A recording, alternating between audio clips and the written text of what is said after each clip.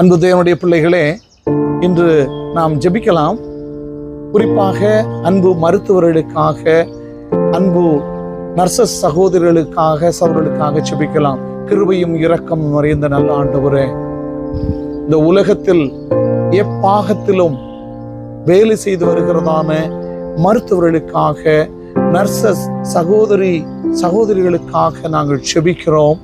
அவர்கள் அர்ப்பணத்தை காணும்படியாக அவர்கள் கையிட்டு செய்யும் தகப்பனை சகல விதமான ட்ரீட்மெண்ட்டும் வியாதிஸ்தர்களுக்கு அது ஒத்து போகத்தக்கதாக மிகுந்த ஆசீர்வாதமாக அற்புத சுகத்தை அந்த இடத்தில் உடைய பேரிலே நீர் கட்டளையிடுகிறதற்காக நன்றி.